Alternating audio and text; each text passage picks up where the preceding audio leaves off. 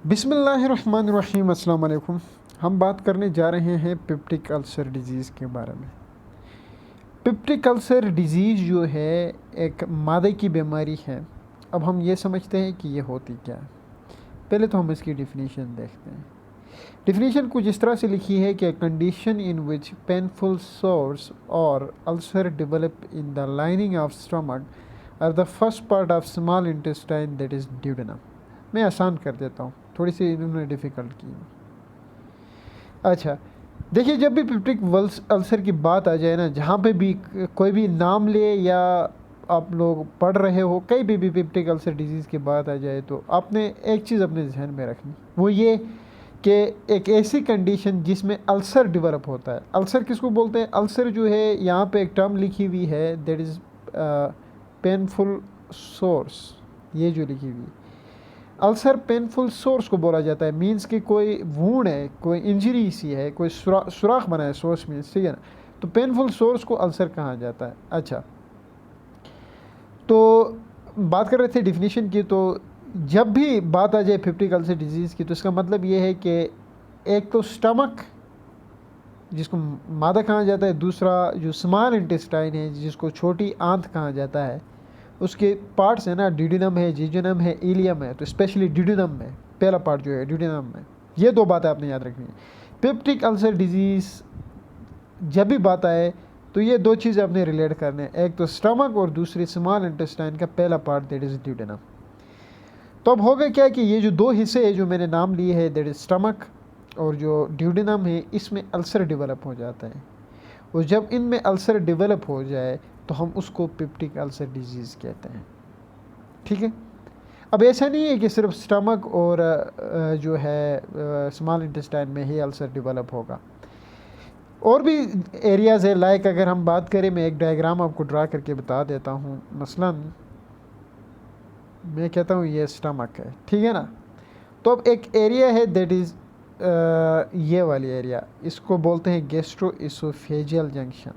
ये जो मैंने हाईलाइट की, क्या मतलब जंक्शन, मतलब ऐसा जंक्शन जो स्टमक और एसोफेगस के दरमियान है। मतलब जहाँ पे एसोफेगस आके ख़त्म हुआ, जहाँ से स्टमक स्टार्ट हुआ, उस एरिया को, ये जो बीच का एरिया है, इसको गैस्ट्रो एसोफेजियल जंक्शन बोलते हैं। इस एरिया में भी अल्सर डेवलप हो सकता है। और इवन की जो ड्यूडेनम के अलावा जो पार्ट है स्मॉल इंटेस्टाइन का, दैट इज जेजुनम, उसमें भी अल्सर डेवलप हो सकता है। लेकिन वो फिर डेवलप होगा एक सिंड्रोम के केस में, that is Zollinger Allison syndrome. Zollinger Allison syndrome में जो है वो जेजुनम में अल्सर डेवलप हो जाता है, ठीक है। अच्छा, तो अब बात करते हैं इसकी साइट्स की। साइड्स में अभी पहले डिफिनीशन में भी मैंने क्लियर किया कि स्टमक में अल्सर डेवलप हो सकता है। First part of the duodenum में होता है गैस्ट्रोएसोफेजियल जंक्शन, GEJ मतलब गैस्ट्रोएसोफेजियल जंक्शन और जेजुनम। अब बात करते हैं इसकी काजेज़ की। जो स्ट्रांगली एसोसिएटेड जो काजेज़ है ना, उसमें है एच पायलोरी इन्फेक्शन एंड एनसेट्स। जो अगर एमसीक्यूज़ आ जाए या कोई पूछे कि कौन से मेन, यानी कौन से दो स्ट्रॉन्ग जो काजेज़ है पेप्टिक अल्सर डिजीज़ के, वो कौन से है, तो वो है एच पायलोरी इन्फेक्शन एंड एनसेट्स। मैं ड्रा करके बताता हूँ। मतलब ये एक, दूसरा ये दो स्ट्रांगली एसोसिएटेड है। इनमें से भी मोस्ट कॉमन जो है वो है एच पायलोरी इन्फेक्शन, ठीक है। अच्छा, और भी काजेज़ है, लाइक स्ट्रेस है, स्मोकिंग है, अल्कोहल है। लेकिन अगर आप जो है ये दो काजेज़ आपने कभी नहीं बोलना है, एच पायलोरी इन्फेक्शन, ठीक है, और एनसेट्स, ये दो आपने पक्के याद रखने हैं। ये तो हो गई इनकी काजेज़। अब बात करते हैं क्लिनिकल प्रेजेंटेशंस की, कि पेशेंट कैसे प्रेजेंट करता है पेप्टिक अल्सर डिजीज़ में। जो मोस्ट इम्पॉर्टेंटली अगर हम बात करें ना, तो पेशेंट सबसे पहले जिस चीज़ से प्रेजेंट करता है वो है एपिगैस्ट्रिक पेन। पेशेंट आएगा एपिगैस्ट्रिक पेन के साथ, और जब आप थोड़ी सी हिस्ट्री लोगे, थोड़ी सी उससे बातचीत करोगे, तो पता चलेगा कि ये पेन जो है वो रात को बढ़ता है। ये मेन टिपिकल प्रेजेंटेशन है पेप्टिक अल्सर डिजीज़ की। याद रहे, जो पेप्टिक अल्सर डिजीज़ का पेशेंट होता है ना, अमूमन ये देखने को मिलता है जब एब्डोमिनल पेन या एपिगैस्ट्रिक पेन के साथ आते हैं पेशेंट, तो वो एग्जैक्टली जगह नहीं बता सकते। वो कहते हैं कि डॉक्टर साहब इधर दर्द सा होता है, जलन सी होती है, बोझ सी होती है। वो इतना एक कन्फ्यूजन क्रिएट कर देते हैं, ख़ुद भी उनके माइंड में कन्फ्यूजन होता है, और एक कन्फ्यूजन सिचुएशन के साथ प्रेजेंट करते हैं। लेकिन जब पेप्टिक अल्सर डिजीज़ का जो पेशेंट होगा ना, वो टिपिकल प्रेजेंटेशन के साथ आएगा, वो टिपिकल प्रेजेंटेशन के साथ आएगा और वो कहेगा कि डॉक्टर साहब इधर ही जो है मुझे दर्द हो रहा है। मतलब वो ये नहीं कहेगा कि इधर उधर घुमाएगा नहीं कि यहाँ पे दर्द हो रहा है या ऐसा लगता है कि जलन सी हो रही है या जो पेन जो है बोझ सा हो रहा है, ये बात नहीं करेगा। वो कहेगा कि डॉक्टर साहब यही बिल्कुल पॉइंट आउट करेगा उंगली से कि इधर दर्द हो रहा है। अच्छा, उसके अलावा भी सिम्टम्स है like acidity, nausea and vomiting. ठीक है, अब ये तो हो गई जी क्लिनिकल प्रेजेंटेशंस। अब कुछ एक बात करते हैं अलार्मिंग सिम्टम्स के बारे में। अलार्मिंग सिम्टम्स मींस के एक डॉक्टर को अब इस पेशेंट को सीरियस लेना पड़ेगा, मींस के कंडीशन सिविरिटी की तरफ चली गई है। जो पेप्टिक अल्सर डिजीज़ है ना वो बहुत सीवियर बनी है। अलार्मिंग सिम्टम्स का मतलब ये है, अब किसी पेशेंट के अंदर ये सिम्टम्स दिखे तो तब आपको समझना है कि भाई सिचुएशन ख़राब है और इसको अच्छी तरह से ट्रीट करना है।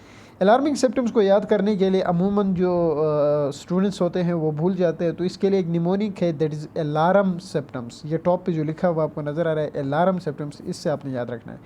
A for anaemia, L for loss of weight, A for anorexia means loss of appetite, फिर A R for recurrent onset, M for melaena and a symptom से बन जाएगा सॉल्विंग डिफ़िकल्टी। अच्छा, ये जो अलार्मिंग सिम्टम्स है ना ये या तो अमूमन ख़ुद जो है वो पेशेंट बताता होता है कि डॉक्टर साहब पिछले कुछ दिनों से जो है वो क्या कहते हैं कि शदीद किस्म की जो है वो क्या कहते हैं एब्डोमिनल पेन होता है। वो इस तरह से भी कह सकता है। यहाँ पे जो ए से एनीमिया भी हो सकता है, एब्डोमिनल पेन मीन्स के गैस्ट्रिक पेन की भी बात कर रहा होता है। अब ये जो प्रेजेंटेशन है वो या तो पेशेंट ख़ुद बताता होता है या तो फिर डॉक्टर को इसकी जब आपको डॉक्टर को पता चले कि हाँ जी जनाब ये कि पेप्टिक अल्सर डिजीज़ हो सकती है, तो फिर वो डॉक्टर भी पूछता है ताकि कंफर्म हो जाए कि इसमें अलार्मिंग सिम्टम्स दिख रहे हैं या नहीं। लेकिन अमूमन पेशेंट ख़ुद बताते होते हैं, कहते हैं कि डॉक्टर साहब पिछले कुछ दिनों से मेरा वज़न घट रहा है, यानी वेट लॉस की वो बहुत ज़्यादा बातें कर रहे होते हैं। फिर वो कहेंगे कि डॉक्टर साहब कुछ दिनों से मुझे भूख बहुत कम लगती है, मीन्स के एनोरेक्सिया की वो कहेंगे। अगर वो नहीं बता रहा आपने पूछना है। पीलापन आपको देखने से पता चलेगा कि पेशेंट एनीमिक है, फिर आप एचबी करोगे तो पता चलेगी कि एचबी कम है। फिर वो कहेगा डॉक्टर साहब कुछ दिनों से वज़न कम हो रहा है, भूख नहीं लग रही है, ठीक है ना, थोड़ा पीला सपन है। और साथ साथ मेलेना की भी बताएगा। मेलेना मीन्स के जो बड़ा पेशाब है, स्टूल में ब्लड आ रहा है और खाना भी नहीं खाया जा रहा है, डिफ़िकल्टी इन स्वॉल्विंग है। चलो ठीक है।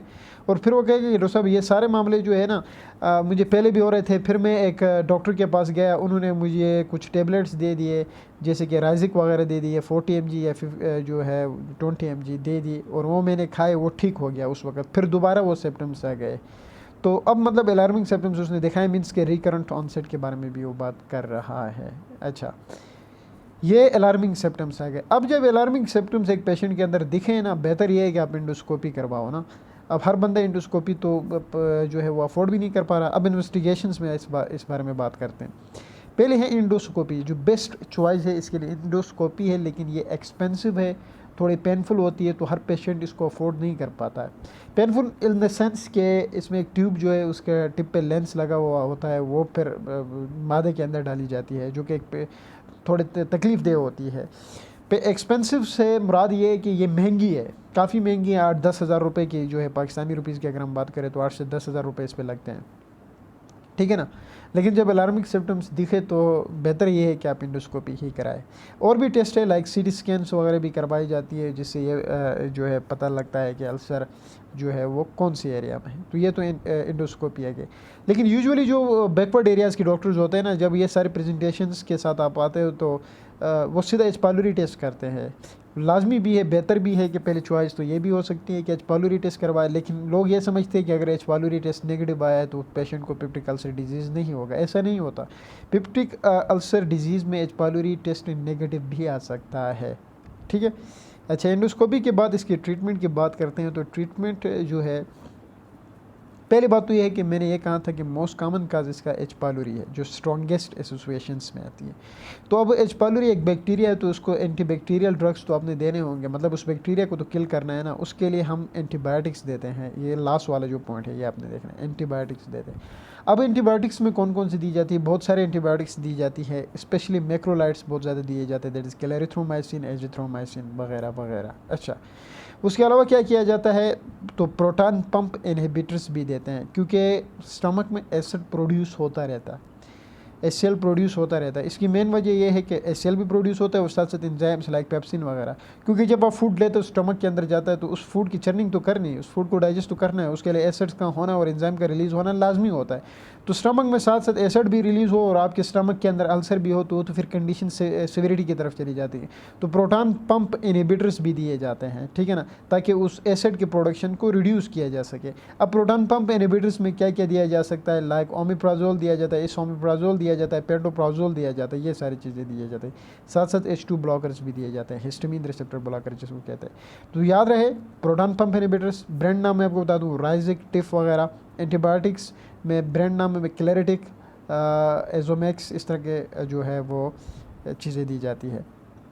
अच्छा, इसके अलावा कॉम्प्लिकेशंस की बात करते हैं। तो कॉम्प्लिकेशंस में अगर आपने अल्सर को ट्रीट नहीं किया एट द मोमेंट, जब अल्सर डेवलप हुआ, कंफर्म हुआ कि पेप्टिक अल्सर डिजीज़ है, तो ट्रीटमेंट ना करने से नुकसान ये हो सकते हैं कि ये अल्सर परफोरेट कर सकता है, मींस कि उस पूरे के पूरा स्टमक या ड्यूडेनम में जहाँ पे भी डेवलप हुआ है वो उसको चीर फाड़ कर सकता है, सुराख कर सकता है, और इंटरनल ब्लीडिंग भी बहुत ज़्यादा होती है स्टमक के अंदर।